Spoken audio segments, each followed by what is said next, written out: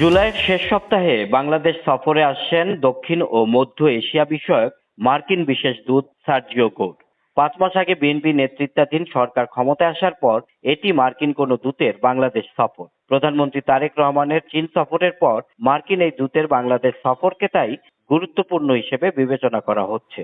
সফরকালে কোন কোন বিষয়ে আলোচনা হতে পারে এসব বিষয়ে কথা বলতে আমাদের সঙ্গে যোগ দিয়েছেন লেখক ও আন্তর্জাতিক সম্পর্ক বিশ্লেষক আলতাফ পারভেজ। জনাব আলতাফ পারভেজ, আপনাকে স্বাগত জানাচ্ছি। জি, বলুন আপনি। ধন্যবাদ। আমি একটু শুরুতেই জানতে চাচ্ছি যে এই নতুন গভর্নমেন্ট, বিএনপি গভর্নমেন্ট এসেছে প্রায় ৫ মাস হলো। তো এরই মধ্যে প্রধানমন্ত্রী চীন সফর করে এসেছেন।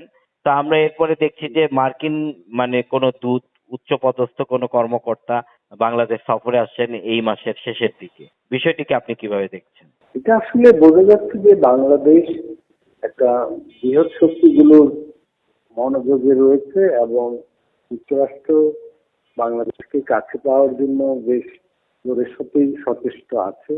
বিশেষ করে চীন সফরের, বাংলাদেশের প্রধানমন্ত্রী চীন সফরের পর চীন যে ডাইরেক্ট কানেক্টিভিটির প্রস্তাব দিয়েছে বাংলাদেশকে, তো এরকম কিছু যদি বাংলাদেশ রাজি হয়, এবং বাংলাদেশের রাজি হওয়ার তো যথেষ্ট কারণ আছে, বাংলাদেশের জন্য এটা লাভজনক, সুবিধাজনক হতে পারে, সেক্ষেত্রে বাংলাদেশের সাথে চীনের যে একটা বাড়তি ঘনিষ্ঠতা তৈরি হবে, এইটা হয়তো যুক্তরাষ্ট্রকে একজন দূতকে বাংলাদেশে পাঠাতে প্রণোদিত করেছে আর কি মনে হয়।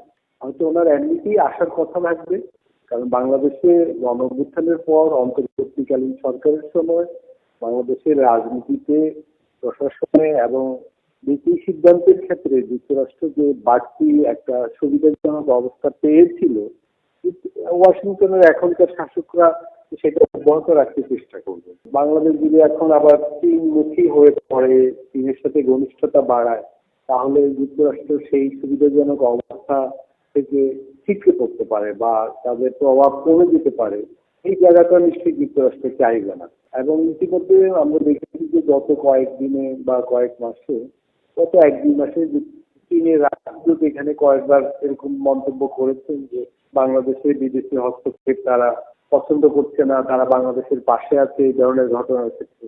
এইগুলা থেকে মনে হয় যেগুলো পরোক্ষ মন্তব্য যদিও, কিন্তু যুক্তরাষ্ট্রের সাথে চীনের বাংলাদেশকে ঘিরে যে একটা ঠান্ডা যুদ্ধ আছে তার কিছু ইঙ্গিত পাওয়া যায় এ থেকে। আবার নিশ্চয়ই বাংলাদেশের প্রধানমন্ত্রী শিগগিরই ভারতে যাবেন। আপনার এখানে একটা ভারতের সাথে বাংলাদেশের অনেকগুলো দ্বিপাক্ষিক বিষয় আছে, বিশেষ করে শেখ হাসিনার বাংলাদেশ একটা বাড়তি উত্তেজনা তৈরি করেছে বাংলাদেশ ভারত সম্পর্কে, এবং ভারত বাংলাদেশকে বাড়তি গুরুত্বের সাথে নিয়েছে। তারপর হলে এমন একজন রাষ্ট্রদূত পাঠিয়েছে তারা, যিনি ওদের ডিপ্লোম্যাটিক কোরের লোক নয়, রীতিমতো একজন রাজনীতিবিদ, এবং তাকে মন্ত্রী মর্যাদায় বাংলাদেশে দায়িত্ব পালনের জন্য সুযোগ করে দেওয়া হয়েছে। তো তার সব মিলে ভারত, চীন, যুক্তরাষ্ট্রের একটা বাড়তি নীরব প্রতিদ্বন্দ্বিতায় আছে আর কি বাংলাদেশকে ঘিরে। তাদের ভিতর যে একটা ঠান্ডা কিন্তু বিকাশমান প্রতিদ্বন্দ্বিতা আছে, বা প্রতিদ্বন্দ্বিতায় একটা বাড়তি পদক্ষেপ আছে, সেগুলাই প্রতীয়মান হচ্ছে আর কি এগুলাতে।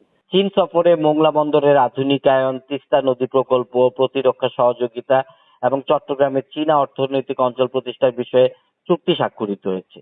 তো সেই বিষয়গুলো কি আসলে মার্কিন এই দূতের আলোচনায়, উনি যে আসবেন বাংলাদেশে, সেই আলোচনার ক্ষেত্রে এই বিষয়গুলো কি এখানে থাকতে পারে? আপনার কাছে কি মনে হয়? আমার মনে হয় প্রথমত কানেক্টিভিটির ব্যাপারটা প্রভাবিত করবে যুক্তরাষ্ট্র এবং বাংলাদেশের আলোচনায় বা মতামত বিনিময়ের ক্ষেত্রে। চীন যে আমাদের সরাসরি কানেক্টিভিটির প্রস্তাব দিচ্ছে, এটা নিশ্চিতভাবে এই যুক্তরাষ্ট্রের সাথে ঢাকার সম্পর্ককে প্রভাবিত করবে। দ্বিতীয় একটা গুরুত্বপূর্ণ বিষয়, সেটা হলো আরাকানে যে চীনের সমর্থিত বার্মার সেনাবাহিনী কাঠমান্ডুর বাড়তি অভিযান, এটাও এই আলোচনাকে প্রভাবিত করতে পারে। তৃতীয়ত এবং সম্ভবত সবচেয়ে গুরুত্বপূর্ণ বিষয় হলো যে বাংলাদেশ যে বাণিজ্য চুক্তি করেছে, ওয়াশিংটন সেটার পূর্ণ বাস্তবায়ন চাইবে। সেইটা এমন একটা চুক্তি যে সেটা বাংলাদেশকে চীন সহ অন্যান্য শক্তিশালী দেশগুলোর সাথে থেকে অনেকটা বিচ্ছিন্ন করে যুক্তরাষ্ট্রমুখী করে ফেলার একটা চুক্তি। সেটা কাঠামোটা ওই রকম। যুক্তরাষ্ট্র সেইটারই হয়তো বাড়তি এবং পূর্ণ বাস্তবায়ন আশা করছে এখন, কিন্তু বাংলাদেশের জন্য তো চীনকেও দরকার। ফলে এই বিষয়গুলো আমার মনে হয় প্রভাবিত করবে আর কি আলোচনাকে। এবং যুক্তরাষ্ট্র বাংলাদেশকে এখন আর যে ভারতের দৃষ্টি দেখছে না বা ভারতের উপর নির্ভর করছে না বাংলাদেশ বিষয়ক তার পলিসি, সে নিজেই সরাসরি সেইটা মানে হ্যান্ডেল করছে, তারও একটা ইঙ্গিত এই ধরনের তৎপর। আর কি কি বিষয়ে আলোচনা হতে পারে বলে আপনার ধারণা? না, আমার মনে হয় এখানে যে রাজনৈতিক পরিস্থিতি, সংস্কার, সেগুলো যুক্তরাষ্ট্রতে যদিও এগুলা ফর্মাল আলোচনায় থাকে না, এগুলাও হয়তো আলোচনা বা ওনার মতামত। এখানে যে এই ধরনের রাষ্ট্রদূত আসলে তো শুধু সরকারি লোকের সাথেই বসে না, সিভিল সোসাইটি, নাগরিক সমাজের প্রতিনিধিদের সাথে বসে। আমি জানি না ওনার আলোচনা কার কার সাথে উনি বৈঠক হতে পারে এগুলো এখনো আসলে জানা যায়নি। এগুলাও ওনাদের দৃষ্টিভঙ্গিটা ওনারা হয়তো শেয়ার করবেন যে বাংলাদেশের যে সংস্কারের বিষয়ে তো বাংলাদেশ একটা মাঝ পথে আছে বা শুরুর মুহূর্তে আছে, তো সেখানে যুক্তরাষ্ট্রের দৃষ্টিভঙ্গির প্রতিফলন ঘটতে পারে বা বাংলাদেশ উনি জানাতে পারেন তাদের দৃষ্টিভঙ্গির কথা।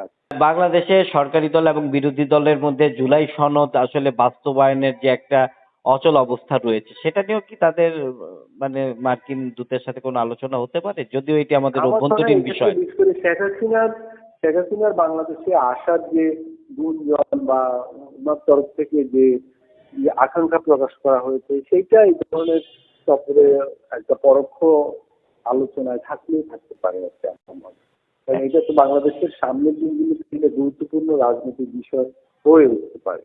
এমনি জুলাই সনদের এই যে বাস্তবায়নের বিষয়টি নিয়েও কি আলোচনা হতে পারে, যদিও এটি আমাদের এইটা অভ্যন্তরীণ আমার মনে বিষয়। হয় সিভিল সোসাইটি পর্যায়ে, এটা হয়তো সরকার টু সরকার পর্যায়ে আলোচনা না হলেও উনি যদি সিভিল সোসাইটির নেতাদের সাথে মত বিনিময়ে বসেন, সেখানে এই বিষয়টা আসতে পারে, আসার সম্ভাবনা আছে। আপনি একটি বিষয় শুরুতে বলেছেন যে আসলে চীনের সাথে আমাদের সম্পর্কের জোরদারের প্রয়োজন আছে, আবার মার্কিন যুক্তরাষ্ট্রের সম্পর্কের সঙ্গে আমাদের সম্পর্ক দরকার আছে, আবার প্রতিবেশী দেশ ভারতের সাথেও একটা সম্পর্কে ব্যালেন্স। তো এই যে সম্পর্কগুলো, ইভেন অন্যদিকে আরেকটি পরাশক্তি রাশিয়ার কথা যদি বলি, যে এই যে সম্পর্কের যে ব্যালেন্স বা ভারসাম্য, এটা আসলে বাংলাদেশ এখন পর্যন্ত কতটুকু করতে পারছে এবং সামনে কি করা উচিত বলে আপনি মনে করেন? দেখুন, গত 4 বছরে তো এই অঞ্চলে 3টা দেশে বড় ধরনের গণ অভ্যুত্থান হলো। শ্রীলঙ্কা, নেপাল, বাংলাদেশ, এবং সেই গণ অভ্যুত্থানের পর 3টা নির্বাচন হয়েছে এবং 3টা সম্পূর্ণ নতুন ধরনের সরকার এসেছে। মানে আমি বলছি যে 3জন নির্বাহী বিভাগের প্রধান হয়েছেন, তারা সবাই প্রথমে এই দায়িত্ব নিয়েছেন এবং 3টা দেশেই পুরনো শক্তি যারা দীর্ঘদিন শাসন করেছে তারা একটু পিছু হটে গেছে। এই যে নতুন পরিস্থিতি এই 3 দেশে, দক্ষিণ এশিয়া যদিও এই 3টাই ছোট ছোট দেশ, কিন্তু এই 3 দেশের মানে চীন, ভারত এবং যুক্তরাষ্ট্র 3টা পরাশক্তি বা বড় শক্তি, এই ছোট ছোট এই 3টে দেশে তাদের প্রভাব বাড়াতে এখন নানাভাবে সক্রিয় আছে, নেপালে, শ্রীলঙ্কাতেও এবং বাংলাদেশেও। তো এই যুক্তরাষ্ট্র এক্ষেত্রে আমি বলবো কিছুটা এগিয়ে আছে। বাংলাদেশকে তারা একটা চুক্তিতে আবদ্ধ করতে পেরেছে। মানে নেপাল এবং শ্রীলঙ্কার তুলনায় বাংলাদেশে তাদের সফলতা অনেক বেশি।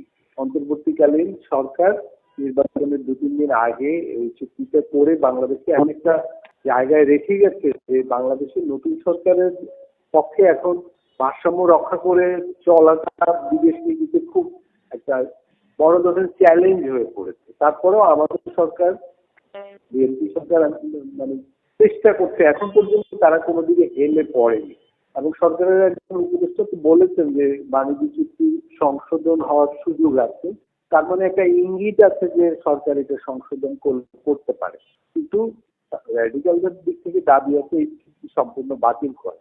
এটা নিয়ে একটা আন্দোলন উদীয়মান অবস্থায় আছে, সারা দেশে এই আন্দোলন ছড়িয়ে পড়ার সম্ভাবনাও আছে। এরকম সময়ে যে আসছেন মার্কিন দূত, এইটা ওনারা নিশ্চয়ই চুক্তি পুরো বাস্তবায়নের জন্য একটা চাপমূলক অবস্থান তুলে ধরবেন। সেটা বাংলাদেশের জন্য একটি কঠিন ভারসাম্য রক্ষা করা বিদেশ নীতিতে। কারণ তাহলে চীনের সাথে অনেক বিষয়ে আমাদের আলোচনা সহযোগিতা সংকুচিত হয়ে যাবে, বিশেষ করে প্রতিরক্ষা, প্রযুক্তি ইত্যাদি। জি, আপনাকে অসংখ্য ধন্যবাদ।